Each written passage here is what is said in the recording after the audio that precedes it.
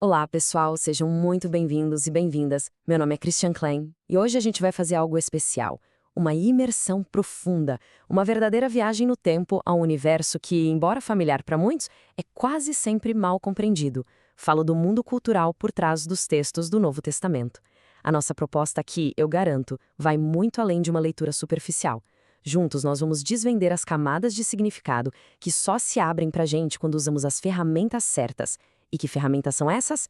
Bom, estamos falando da antropologia cultural, da análise sociohistórica, abordagens que grandes acadêmicos como N.T. Wright e principalmente David de Silva, que vai ser nosso grande guia hoje, têm mostrado que são, sem exagero, absolutamente essenciais para uma compreensão honesta e profunda desses textos. Nosso objetivo é muito claro: tentar entender o que esses escritos significavam para quem os escreveu e para quem os ouviu pela primeira vez, quase 2 milênios após. Então se preparem, porque a nossa viagem começa agora. Ok, vamos começar a mergulhar de verdade. Essas duas perguntas que vocês veem aí não são só para quebrar o gelo, não. Elas são, na verdade, a fundação de toda a nossa investigação. Pense um pouco comigo. Cada um de nós, sem exceção, usa um par de lentes culturais para enxergar e interpretar a realidade. Essas lentes são tão parte de nós que a gente nem percebe que está usando. É como o ar que respiramos. O problema começa quando a gente pega as nossas lentes do século XXI, com nossos valores, nossas tecnologias, nossas ideias sobre individualismo, direitos, e tenta ler um texto antigo de uma cultura radicalmente diferente. O que acontece? É quase inevitável. A gente cai no que os acadêmicos chamam de anacronismo. A gente projeta o nosso mundo no mundo deles. E como David de Silva argumenta de forma tão brilhante, quando fazemos isso, o resultado é um desastre duplo. Primeiro, a gente perde muito do que o texto realmente queria dizer. E segundo, e talvez pior, a gente acaba fazendo o texto dizer coisas que ele nunca quis dizer. O mundo do Novo Testamento era o que o antropólogo Bruce Malina chama de uma sociedade de alto contexto. O que isso quer dizer? Que muita, mas muita coisa era deixada implícita, subentendida, porque todo mundo ali compartilhava um conhecimento comum, um conjunto de valores e símbolos. O nosso desafio, como leitores de uma sociedade de baixo contexto, que espera que tudo seja explicado nos mínimos detalhes, é justamente tentar reconstruir esse conhecimento implícito. E exatamente essa é a nossa missão hoje. Para a gente organizar essa nossa jornada, eu quero que vocês pensem que a gente vai descascar uma cebola. Cada camada que a gente tira nos revela algo novo e nos aproxima do núcleo, da essência da questão. A nossa agenda aqui no slide mostra exatamente essa progressão. A gente começa com o mundo por trás do texto, onde vamos firmar as bases e entender por que essa abordagem cultural é tão decisiva. Depois vamos para a camada mais externa, o grande palco onde toda a ação acontece, o poderoso e onipresente Império Romano. Em seguida, vamos dar um zoom no protagonista que vive e respira nesse palco, o judaísmo complexo e multifacetado do Segundo Templo. E a partir daí, o mergulho fica mais profundo. Vamos para as camadas mais íntimas da vida social, as regras não escritas que governavam cada interação, a moeda social da honra e da vergonha, as redes de influência do patronato e do parentesco e, por fim, as fronteiras invisíveis da pureza e da identidade. Cada uma dessas seções vai se construir sobre a anterior, nos dando um quadro cada vez mais nítido, mais detalhado e, eu espero, mais fascinante. Então, vamos lá. Iniciamos oficialmente nossa primeira sessão. O objetivo aqui é bem simples, mas é absolutamente fundamental. É equipar todos nós com a mentalidade correta para essa jornada. Vejam bem, a gente não está aqui só para acumular fatos históricos, tipo um jogo de perguntas e respostas. O que a gente está tentando fazer é algo muito mais ambicioso. Reconstruir o que um grande teólogo, N.T. Wright, chama de cosmovisão, ou, no termo original em inglês, a worldview, dos autores e dos primeiros leitores do Novo Testamento. E o que é uma cosmovisão? Olha, é muito mais do que uma simples opinião ou um conjunto de crenças. É a estrutura fundamental, é o sistema operacional através do qual uma pessoa ou uma sociedade inteira percebe, interpreta e age na realidade. É a grande história que eles contam sobre si mesmos, sobre o mundo, sobre Deus. Sem entender essa história, que está por baixo de tudo, as palavras do texto, mesmo que a gente traduza perfeitamente do grego, vão só estranhas, desconexas. É como se a gente estivesse ouvindo só um lado de uma conversa no telefone. A gente ouve as palavras, mas perde todo o contexto, toda a intenção. E essa citação do David Silva que vocês estão vendo resume perfeitamente o coração da nossa proposta. Vamos ler com calma. Se divorciarmos os textos do contexto cultural original, perderemos muito da instrução que os textos desejam dar e adicionaremos muito que os textos não desejam dizer. O que de Silva está nos dizendo aqui, com todas as letras, é que uma exegese responsável, ou seja, uma interpretação bíblica fiel e honesta, não é só uma questão de ser um gênio em línguas antigas. É, antes de tudo, uma questão de empatia, empatia histórica e cultural. O nosso objetivo final, como ele mesmo coloca em seu livro, é alcançar uma audição mais autêntica do Novo Testamento. Ou seja, a gente precisa primeiro tentar ouvir o texto nos termos dele, na música dele, antes de tentar aplicar a letra dele aos nossos problemas de hoje. É um exercício de humildade intelectual, de reconhecer que o mundo deles era profundamente diferente do nosso, e que essa diferença não é um obstáculo, mas sim a chave para uma compreensão mais profunda. Agora, o que eu acho fascinante nesse slide é como ele detalha o conceito de cosmovisão do N.T. Wright, que vai ser nosso fio condutor. Percebam que não é só uma lista de crenças. Uma cosmovisão é a matriz que sustenta tudo. Ela é formada, em primeiro lugar, por histórias, a grande narrativa que um povo conta para explicar de onde viemos, onde estamos e para onde vamos. Ela é formada também por símbolos, objetos, rituais, lugares que carregam peso de significado gigantesco. E, fundamentalmente, uma cosmovisão responde a perguntas essenciais, perguntas que todo ser humano se faz. Quem somos nós? Onde estamos nesse grande drama cósmico? O que deu errado com o mundo e qual é a solução? A tarefa do historiador e a nossa tarefa como intérpretes é tentar responder essas perguntas, mas da perspectiva de um judeu ou de um gentil que vivia na Galileia ou em Corinto no primeiro século. Qual era a história que eles contavam sobre si mesmos? Como a gente vai ver, a resposta para essa pergunta é a chave que abre quase todas as portas do Novo Testamento. Então, para fechar essa primeira sessão, o ponto crucial, a ideia que eu quero que fique gravada é esta. Nosso trabalho aqui é um trabalho de tradução, sem dúvida. Mas não é só tradução de palavras do grego para o português. É uma tradução de mundos. É o desafio de construir uma ponte entre a nossa cosmovisão do século XXI e a cosmovisão deles. Com essa premissa bem estabelecida, a gente está pronto para começar a descascar a nossa cebola contextual. E a primeira camada, a mais ampla, o grande palco que define os limites e as possibilidades de toda a ação que vai se desenrolar, é o vasto, poderoso e inegável Império Romano. Vamos então explorar esse cenário. Muito bem, entramos agora na segunda sessão da nossa aula. E para a gente entender os dramas, as tensões e as esperanças que se desenrolam na Judéia do primeiro século, a gente precisa, antes de mais nada, conhecer o grande teatro onde tudo isso acontecia. E aqui vai um ponto fundamental. Roma não era um mero pano de fundo, um cenário estático. Roma era um ator principal, uma força ativa, presente, que influenciava cada aspecto da vida, desde os impostos que você pagava até a forma de execução que um criminoso recebia. Para nos guiar nesse panorama, a gente vai se apoiar bastante nos trabalhos de Everett Ferguson, cujo livro Backgrounds of Early Christianity é uma referência clássica e indispensável. Ele vai nos ajudar a ver como a máquina política, social e militar de Roma criou o ambiente exato de tensão e, paradoxalmente, de oportunidade no qual o cristianismo primitivo nasceu e se espalhou. Esse slide nos dá uma visão panorâmica, e eu diria até vertiginosa, da ascensão de Roma. Se a gente olhar para essa linha do tempo, que é baseada nos dados de Ferguson e Scott Jr., a gente vê que em menos de 200 anos, Roma passou de uma potência regional ali na Itália para a dona absoluta de todo o mundo mediterrâneo. As guerras macedônicas, por exemplo, deram a Roma o controle sobre a Grécia, o berço da cultura helenística. Mas o ponto de virada crucial para a nossa história é o ano 63 a.C. É quando o general Pompeu, o Grande, entra em Jerusalém, profanando até mesmo o templo. A partir daquele momento, a independência judaica, que tinha sido conquistada com tanto sangue pelos macabeus, acaba. A Judéia se torna o que eles chamavam de Estado cliente, que é um eufemismo bonito para um território controlado por Roma. E com a ascensão de Augusto, em 27 a.C., o império se consolida de vez, dando início à famosa Pax Romana, a paz romana.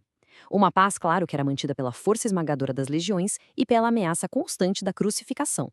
Era a paz do cemitério para quem se rebelasse. Agora prestem muita atenção, porque aqui a gente tem uma distinção que o Ferguson nos ajuda a entender e que é absolutamente crucial. Nem todas as províncias romanas eram tratadas da mesma forma. Existiam as províncias senatoriais, que eram consideradas tranquilas, pacificadas, como a Acaia, onde o apóstolo Paulo pregou. E existiam as províncias imperiais. Agora olhem bem onde a Judéia se encaixa. Ela era uma província imperial. E o que isso significava na prática, no dia a dia? Significava que, aos olhos de Roma, a Judéia era instável, um foco de rebelião, um barril de pólvora. E por isso ela estava sob o controle militar direto e pessoal do imperador. O governador, um prefeito ou procurador como Pôncio Pilatos, não respondia ao Senado em Roma, ele respondia diretamente ao imperador. Ele era, na prática, um comandante militar, com legiões à sua disposição e com poder de vida e de morte, o famoso ius gladi, o direito da espada. Isso criava um ambiente de ocupação militar, com soldados romanos patrulhando as ruas de Jerusalém, o que era uma afronta constante e uma tensão que podia explodir a qualquer momento. Esse slide nos mostra a pirâmide social romana, uma sociedade que era rigidamente estratificada, um verdadeiro abismo social. Lá no topo, uma elite minúscula, a ordem senatorial e a ordem equestre, definidas por um nível de riqueza que a gente nem consegue imaginar. E na base, uma massa gigantesca de não-cidadãos e escravos. O ponto que eu quero destacar aqui, seguindo Ferguson, é o imenso valor da cidadania romana. O apóstolo Paulo, por exemplo, era um cidadão romano de nascimento. O que isso significava para ele? Significava privilégios enormes. Era um escudo protetor. Ele não podia ser açoitado ou torturado sem um julgamento formal, e a gente vê a confusão que isso causa lá em Atos 16, e o mais importante de tudo, ele tinha o direito de apelar diretamente a César, passando por cima da autoridade do governador local, que é exatamente o que ele faz em Atos 25. Agora contrastem isso com a esmagadora maioria da população da Judéia, incluindo Jesus e a maior parte dos seus discípulos. Como não cidadãos, eles eram chamados de provincianos e estavam completamente à mercê do governador. Não tinham direito de apelação, eram vulneráveis à justiça sumária, à tortura e, claro, à crucificação, uma forma de execução terrivelmente humilhante, reservada exatamente para rebeldes, escravos e não cidadãos. Entender essa diferença de status legal é fundamental para a gente ler as narrativas do Novo Testamento, especialmente os relatos da paixão. Então, para a gente resumir esta sessão sobre Roma, o ponto crucial é este. O Império Romano era a realidade inescapável do dia a dia. Era a estrutura de poder que coletava impostos através dos odiados publicanos, que mantinha a paz através da ameaça constante da espada e da cruz e que definia as regras do jogo, definia o que significava ter status e poder. Era um sistema que beneficiava uma elite minúscula e oprimia a grande maioria. Tendo entendido bem o palco, a gente precisa agora dar um zoom no protagonista que habitava essa província tensa e ocupada, o judaísmo multifacetado do Segundo Templo. Vamos avançar para ver como esse povo vivia, sonhava e mantinha sua esperança acesa sobre a sombra ameaçadora da águia romana. Entramos agora na nossa terceira sessão e vamos focar totalmente no protagonista da nossa história. E a primeira coisa que a gente precisa fazer, e isso é muito importante, é desconstruir a ideia de que o judaísmo daquela época era uma religião monolítica, uniforme, onde todo mundo pensava igual. Nada poderia estar mais longe da verdade.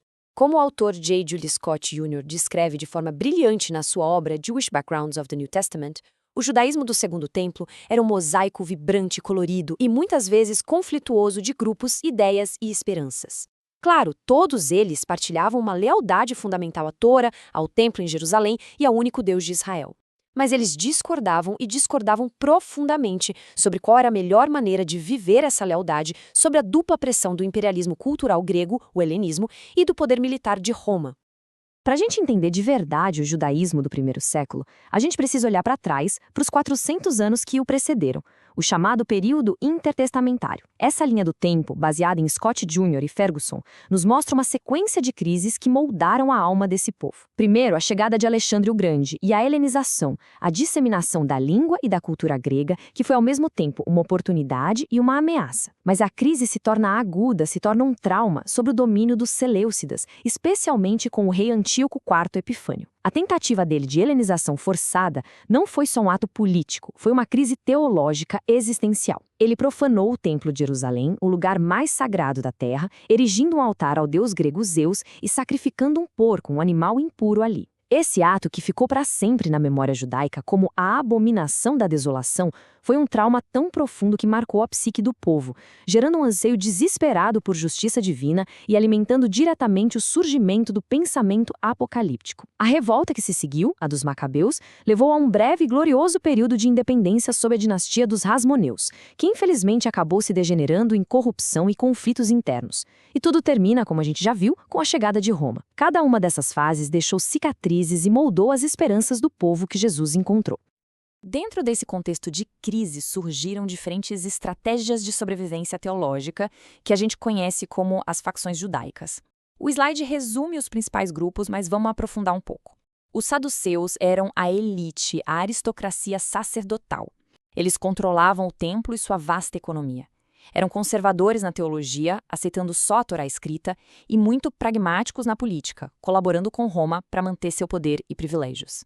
Pensem no confronto de Jesus com eles em Mateus 22 sobre a ressurreição. A pergunta deles sobre a mulher que teve 7 maridos não era uma curiosidade filosófica, era uma provocação, uma defesa do poder deles que se baseava na negação de qualquer realidade para além do templo que eles controlavam. Os fariseus, por outro lado, eram um movimento majoritariamente leigo, muito popular, que buscava estender a santidade do templo para a vida cotidiana de cada judeu, através da observância da lei oral, a sua tradição de interpretação. Os famosos debates deles com Jesus sobre o sábado ou sobre lavar as mãos não eram sobre legalismo mesquinho.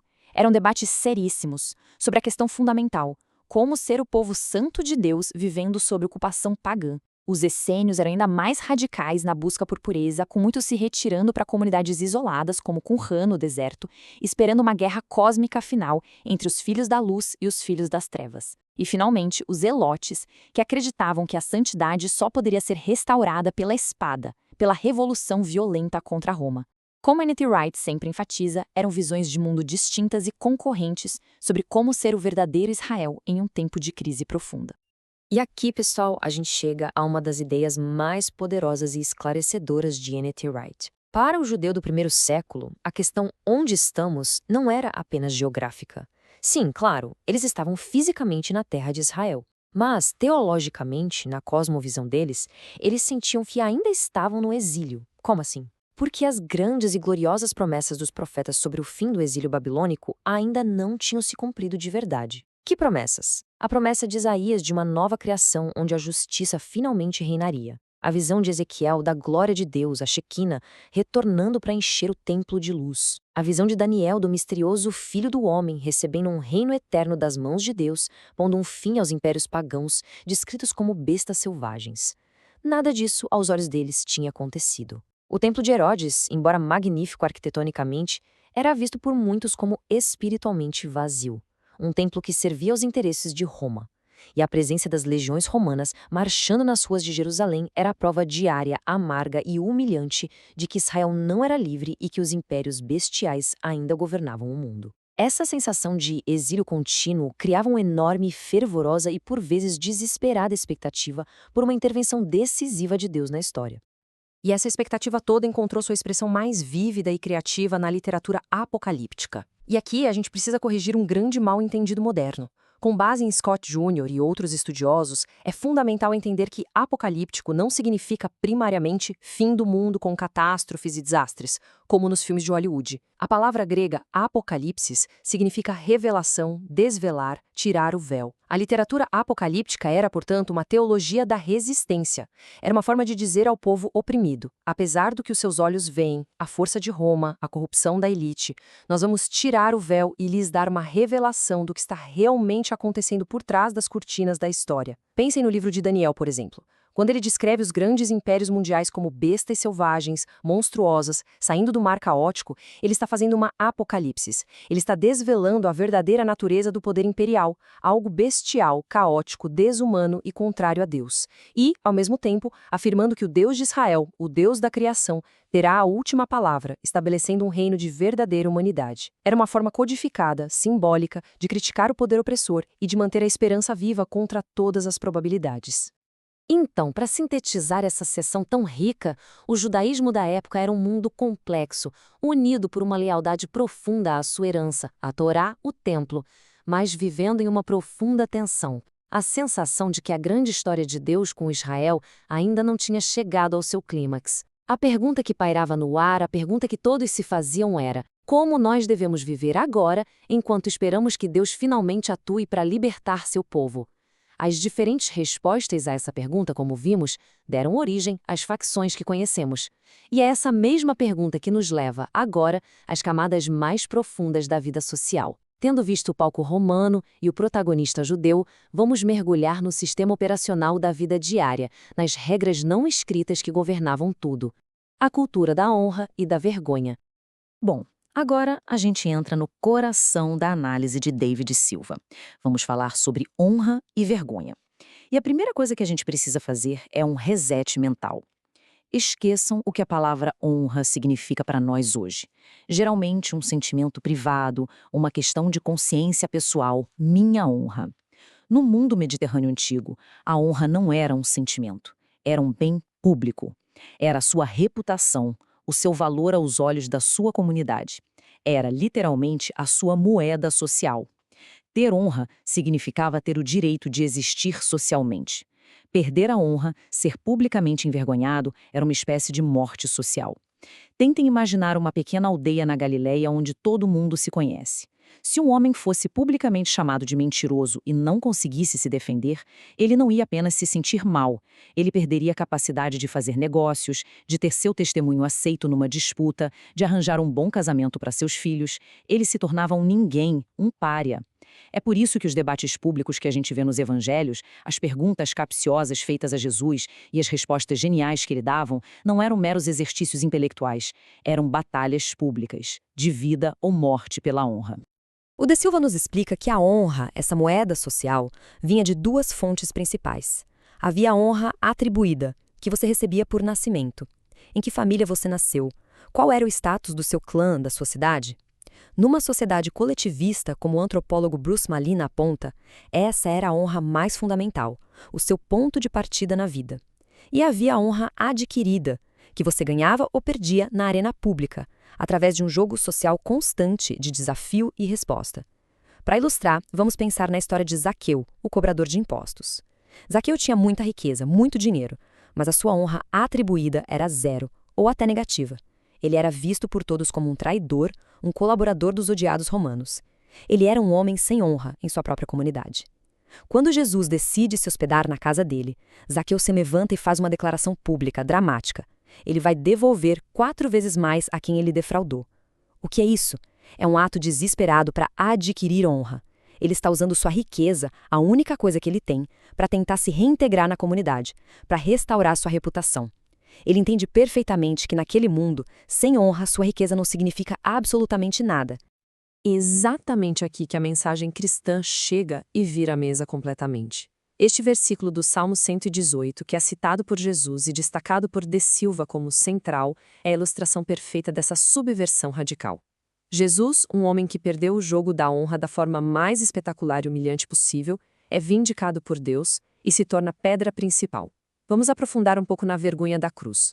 Para a mentalidade romana, a crucificação era o auge da humilhação, uma tortura pública brutal reservada para escravos rebeldes e os piores criminosos, para servir de exemplo aterrorizante. Era a negação total de qualquer dignidade humana. Para a mentalidade judaica, era ainda pior. Segundo a lei em Deuteronômio 21, ser pendurado no madeiro era um sinal explícito da maldição de Deus. Portanto, a afirmação central dos primeiros cristãos de que este homem, publicamente envergonhado pelo império e teologicamente amaldiçoado segundo a lei, era o Messias de Israel vindicado por Deus através da ressurreição, não era apenas uma nova ideia teológica, era um ataque frontal a todo o sistema de valores, a todo o código de honra do mundo antigo. Era declarar que a corte de apelação final, o tribunal que decide o que é verdadeiramente honroso, não é a opinião pública, não é o imperador de Roma e nem mesmo a interpretação religiosa dominante. A corte final é o próprio Deus. Aprofundando a brilhante análise de Silva, a gente pode enxergar a igreja primitiva se tornando uma espécie de contracultura, uma corte de reputação alternativa. Se o mundo lá fora envergonhava os cristãos por seguirem o Messias crucificado, a comunidade aqui dentro lhes oferecia um sistema de honra completamente novo. E a gente tem muitos exemplos disso nos textos. Pensem como Paulo instruía as igrejas. Lá em Filipenses capítulo 2, ele cita o que provavelmente era um hino antigo, que exalta o esvaziamento de si mesmo de Cristo, sua humildade radical até a morte, como caminho para a exaltação suprema por Deus. Isso é o exato oposto da busca por honra e status do mundo. Ou pensem em 1 Coríntios capítulo 6, onde Paulo dá uma bronca duríssima nos cristãos por levarem suas disputas internas para os tribunais seculares, para serem julgados por incrédulos. Ele insiste que a própria comunidade deveria ser a arena para resolver disputas e conferir status. Em outras palavras, a igreja deveria funcionar como sua própria corte, operando com um código de honra radicalmente diferente, baseado no serviço, no perdão e na sabedoria que vem de Deus e não do mundo. Então, para a gente resumir esta sessão, a mensagem cristã não foi ingênua, ela não ignorou a cultura da honra, pelo contrário, ela a engajou de frente e a reconfigurou de uma forma radical de dentro para fora. A questão fundamental deixou de ser o que os homens importantes pensam de mim para se tornar o que Deus pensa de mim e como isso se reflete na minha vida em comunidade. Essa redefinição da honra estava, claro, intrinsecamente ligada a como as pessoas se relacionavam umas com as outras. E isso nos leva diretamente a examinar as duas redes sociais mais importantes daquela época, o patronato e o parentesco. Vamos ver como elas funcionavam e como também foram transformadas.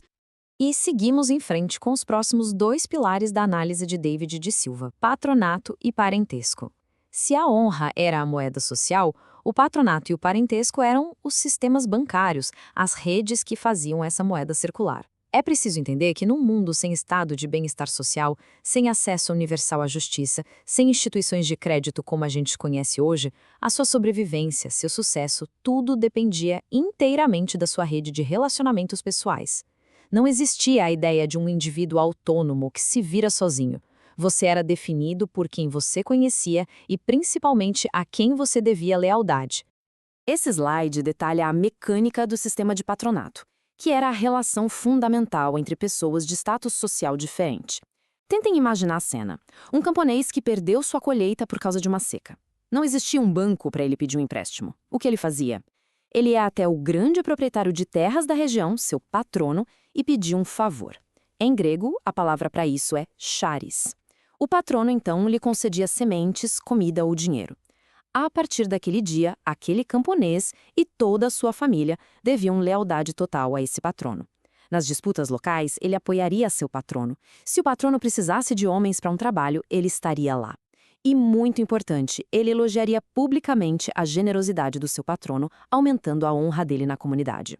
Essa lealdade total era chamada de pistes. Era uma teia complexa de obrigações que definia toda a vida social e econômica. Se a gente quisesse trazer para a nossa realidade aqui no Brasil, de forma bem didática, poderíamos pensar numa versão muito mais intensa e generalizada do que a gente chama de QI, o quem indica, ou do famoso pistolão. O acesso a recursos não dependia do que você sabia, mas de quem você conhecia. Agora, este é talvez o momento eureka, o momento mais importante da nossa aula. Os autores do Novo Testamento, e aqui especialmente o apóstolo Paulo, pegaram essa linguagem onipresente do patronato e a usaram para explicar a relação entre Deus e a humanidade. Pensem no impacto disso. Quando Paulo diz que somos salvos pela graça através da fé, a mente de um ouvinte do primeiro século não ia para um conceito teológico abstrato como a nossa vai.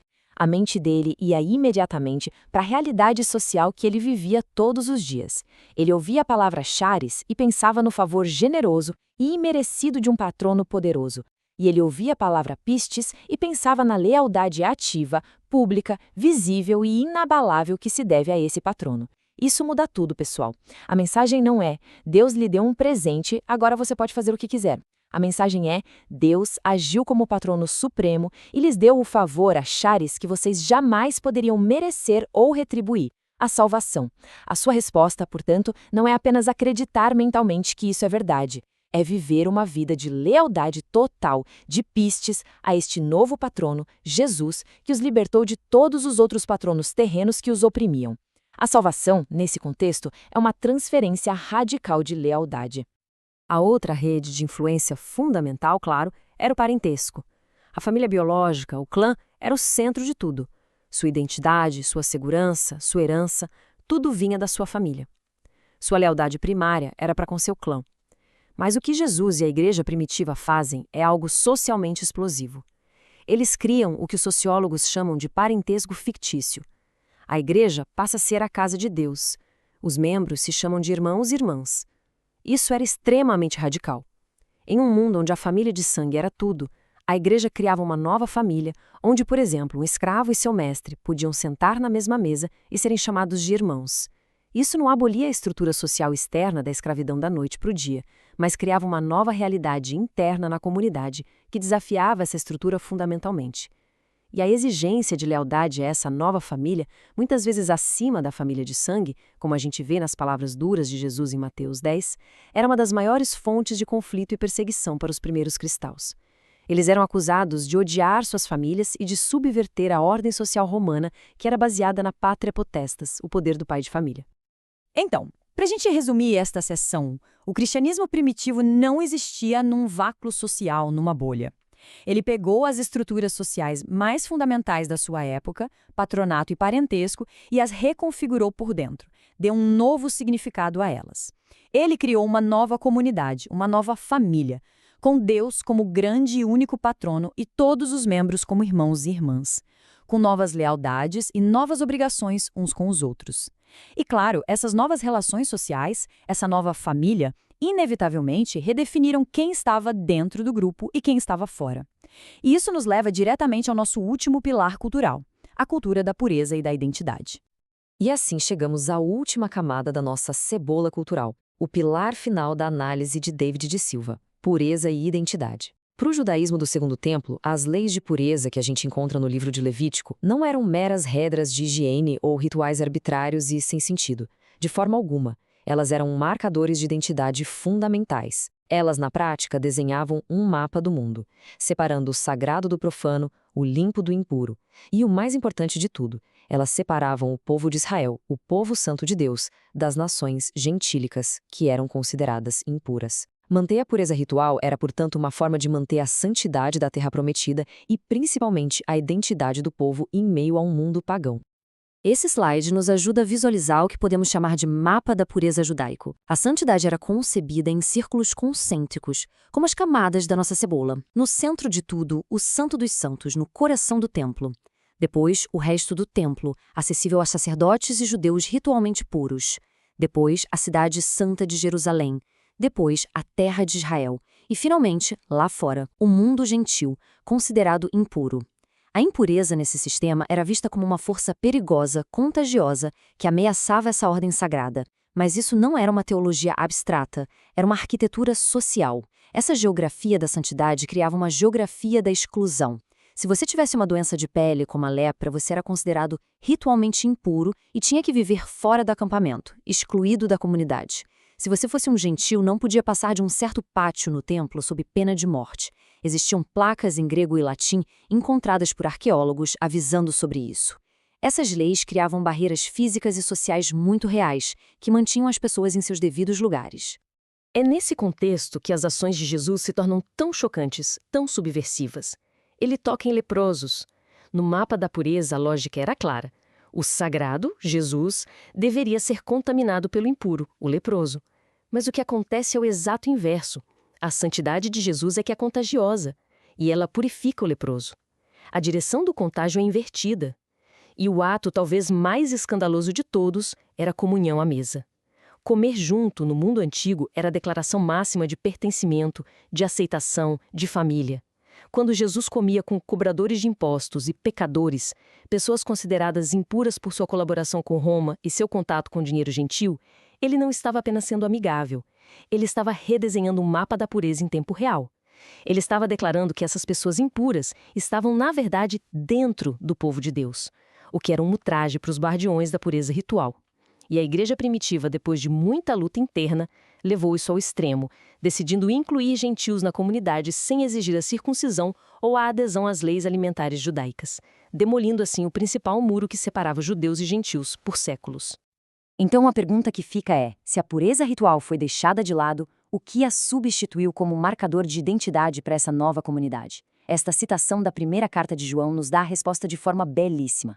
A nova pureza era a ética e relacional. O que tornava alguém limpo aos olhos de Deus não era mais a observância de regras de separação ritual, mas sim o amor em ação, o amor prático. E aqui percebam, tudo se conecta. A nova pureza é demonstrada através de atos de amor que, na nova corte de reputação da igreja, conferem a verdadeira honra. Você não ganha status por sua riqueza, mas por sua generosidade para com o irmão necessitado. Você não é honrado por seu poder, mas por seu serviço humilde. A pureza do coração, demonstrada em ações concretas de amor, tornou-se infinitamente mais importante do que ter as mãos cerimonialmente limpas antes de comer. Para resumir esta nossa última sessão de conteúdo, o cristianismo operou uma redefinição fundamental do conceito de pureza. A identidade do povo de Deus não seria mais marcada por uma separação ritual do mundo, mas por um engajamento transformador no mundo. Um engajamento motivado pelo amor e pela compaixão que quebra as barreiras que separam as pessoas. Essa frase do slide é excelente. De uma separação ritual do mundo para o engajamento transformador no mundo.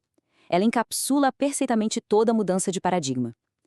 Com isso, nós completamos nosso percurso pelas camadas culturais do mundo do Novo Testamento. Agora o desafio é juntar todas as peças e dela a imagem que se forma. E assim, chegamos à nossa conclusão. Percorremos um longo caminho, não é mesmo? Descascamos, camada por camada, o complexo contexto do Novo Testamento. Nós vimos o grande palco do Império Romano, o protagonista multifacetado do judaísmo do Segundo Templo, e mergulhamos fundo no sistema operacional da vida diária, a honra e a vergonha, o patronato e o parentesco, e a pureza e a identidade.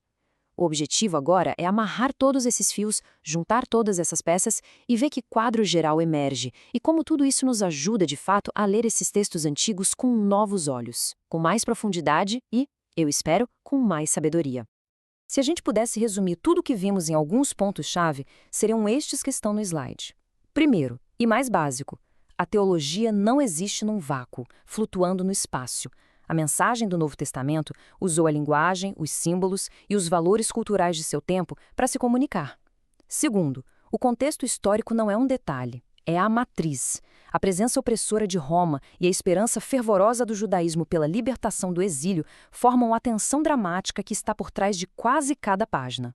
Terceiro, e esta é a grande contribuição de autores como De Silva, os valores sociais que a gente explorou, honra, patronato, parentesco e pureza, não eram detalhes folclóricos ou curiosidades, eles eram o tecido da vida, a estrutura através da qual as pessoas entendiam a si mesmas, suas relações e sua relação com Deus. E, finalmente, o ponto mais importante.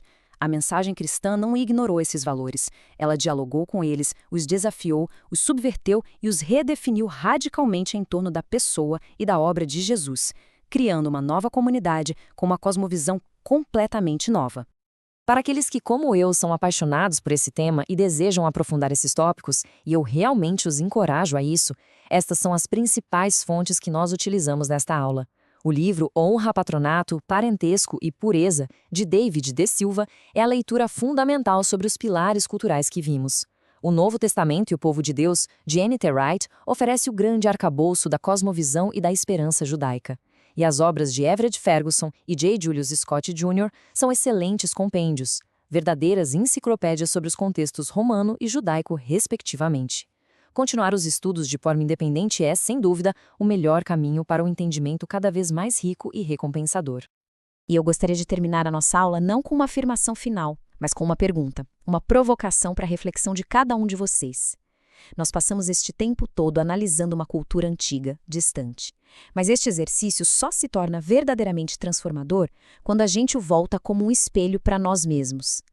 E hoje, aqui, no nosso Brasil do século XXI, quais são os nossos códigos de honra e vergonha não escritos? Quem em nossa sociedade nós consideramos honrado e quem nós consideramos vergonhoso? E com base em quê? Na riqueza, na fama, no poder político, na aparência? Quais são as nossas redes de patronato, o nosso QI, o nosso jeitinho brasileiro que define quem tem acesso e quem não tem?